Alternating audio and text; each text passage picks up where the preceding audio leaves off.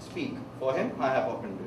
Who is here so wide that will not love his country? If any, speak, for him have I offended. I pause for a reply. None, Brutus, none. Then none have I offended. I have done no more to Caesar than you shall do to Brutus. The question of his death is enrolled in the Capitol. His glory not extenuated, wherein he was worthy, nor his offences enforced, for which he suffered death. Good.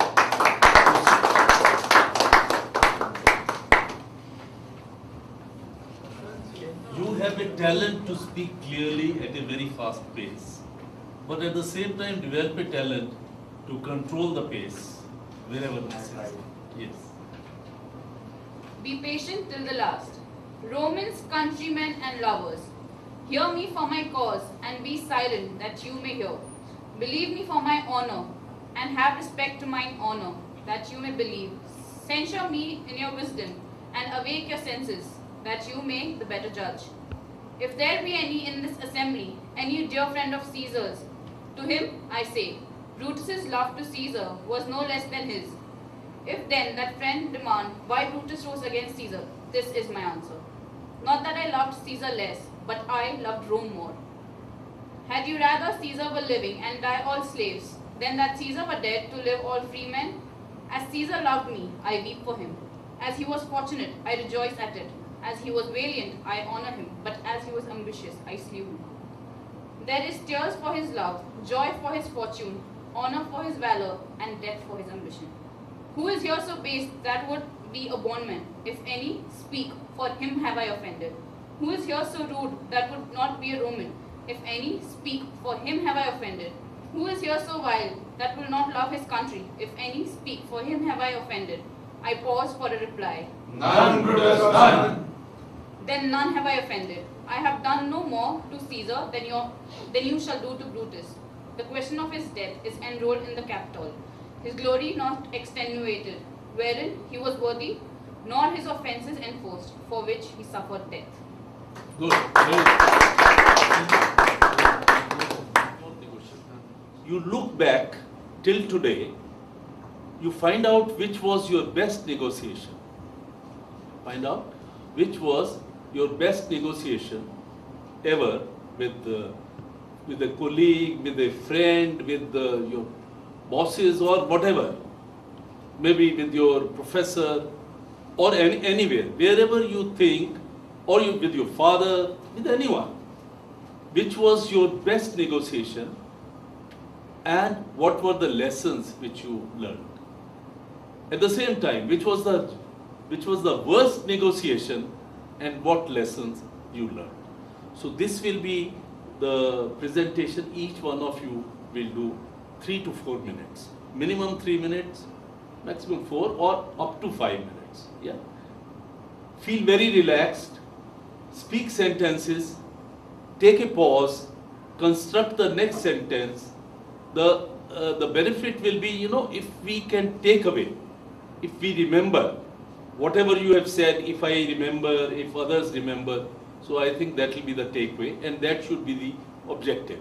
So you will achieve your objective by speaking clearly, articulation, by modulating, bringing in variance in pace, pause, pitch, emphasis on the keyword, and by constructing the sentences, speaking sentences. Now since you have time, at the back of your mind you will be thinking what was my best negotiation and what was not so good. At the same time, if you had learnt lessons, right. Otherwise, try to think what were the lessons that could be learned from this. Okay? Till we meet. Very good afternoon, everyone. My name is Sisan Gyuri and I'm from Arunachal Pradesh. Well, the two instances that I have to speak, which is not very much negotiation, I would say, but still, those were the only two instances that came to me. So the first would be about a good one or a bad one. It's up to you to decide. When I was in my class 9th, just to let you know that before class 9, I was really poor with my studies. So my father and my mom, they were very tense about my academics. So my dad once came to me in the evening and he spoke to me saying that, "Beta, you have been scoring very less And I don't know what's the reason, but if you score good in your class 10th, or even if you manage crossing 60%, I'll try and send you to Delhi. And I was very excited about it. I was like, yes, yes, Papa, I'll try my best. And then after that, the entire year I prepared. I prepared from whatever I could actually, because for me concentration was actually a big deal at that time. I worked hard and I took up 2-3 tuitions for maths, science and different subjects. And then finally, when the results came, I scored somewhere around like 72%. That was a very average mark, but for me it was still an achievement. My dad and mom, they were very pleased.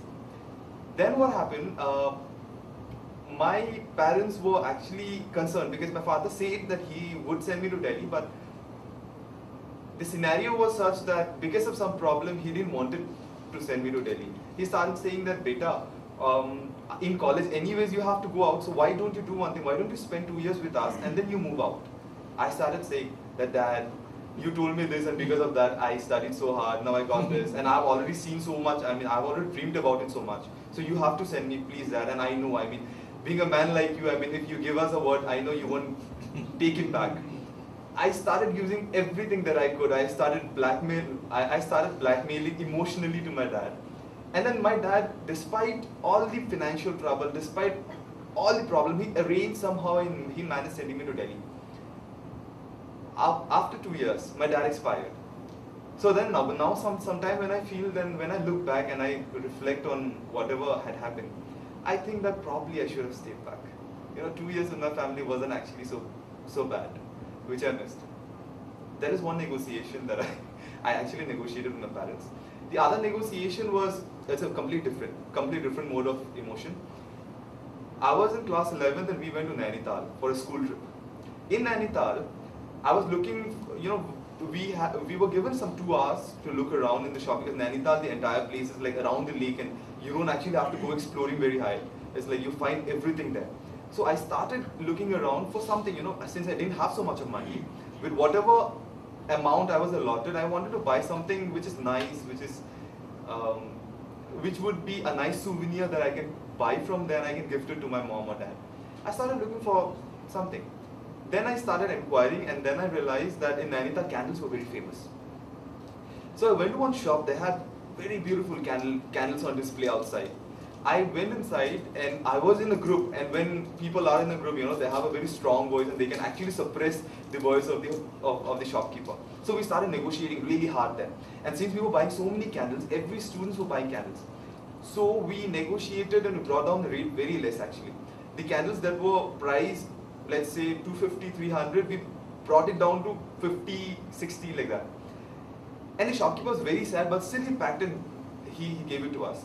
Later, when we reached our hostel, we left Nainital, we reached Delhi. In the hostel we opened, many of the candles were already broken and some of the candles were cracked. I'm not sure whether it got cracked in the journey or he packed the foul pieces and gave it to us.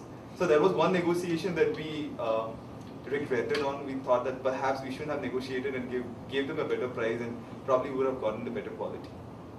That's all. Thank you. What's the time? 4 minutes. Give him a very good hand. I think he spoke very well. He spoke sentences. He modulated. His pauses were different. And according to me, it was a very good presentation. What do you have? Yes, I agree. In fact, the success of the presentation is how much of it you can remember after the presentation has been delivered. If what he has said is going to stay with you in your minds for a very long period of time, that is an indication of a very good presentation. Now here I would like to comment that on your second negotiation, I don't agree with you on what lesson you have learned. You have mentioned you have learned probably you shouldn't have negotiated. I would say negotiation is your right. You should have been more careful at that time. Look, we are negotiating, are we getting the right stuff? So that should be in your checklist. I think that should be in the, whenever you are negotiating something, and you have a right to negotiate to whatever extent you can. But particularly if you are a tourist, if you are one-time customer, you must ensure that you are getting the right stuff. That is the lesson I have learned from your negotiation. Give him a big hand.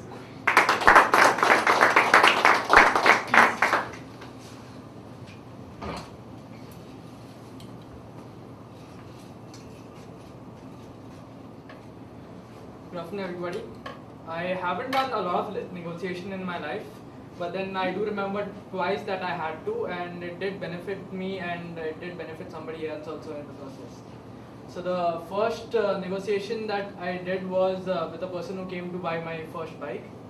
The first scooter that I was bought was by my father, and he bought it because I was underage and I needed to go to tuitions, and for that reason, so he gave me a gearless bike.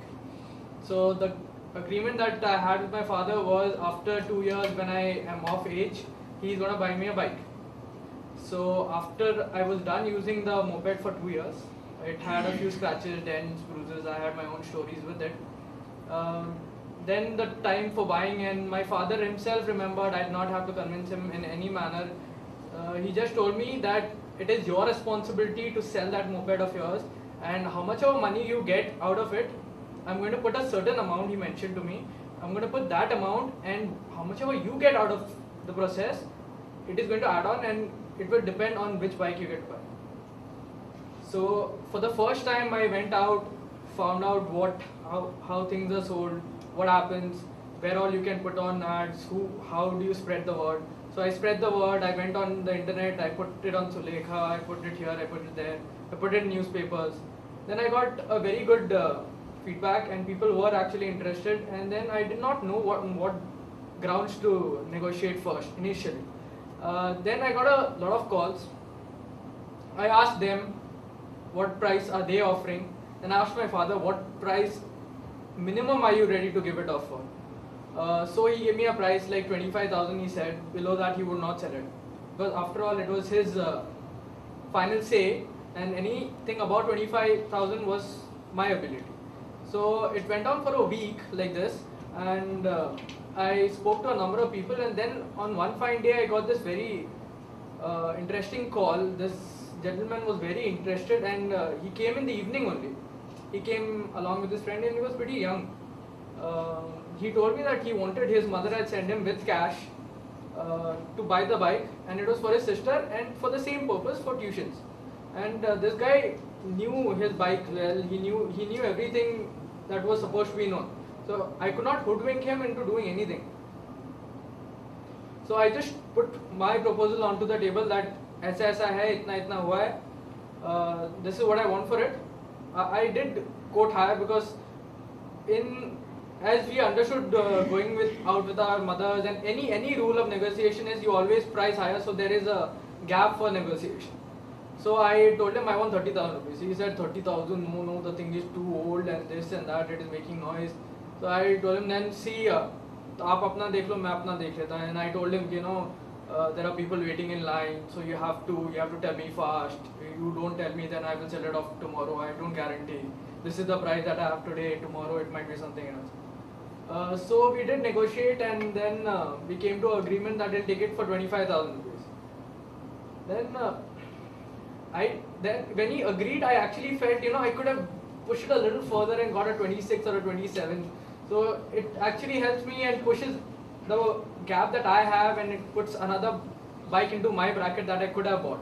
So this is a very thing, because there was a motive that was driving me to negotiate. It really helped me to negotiate. But then after the negotiation was done, I got the money in cash. He drove away the bike. Then the registration papers had to be signed. He sent the registration papers, and he wanted it to be registered in somebody else's name. My father refused, and then my father said, you send me the name and the proper documentation of the person's name, and then and only then will I sign it. He wanted sign on a blank paper, on the blank form, so that he could fill in the details later. In that case, you don't know who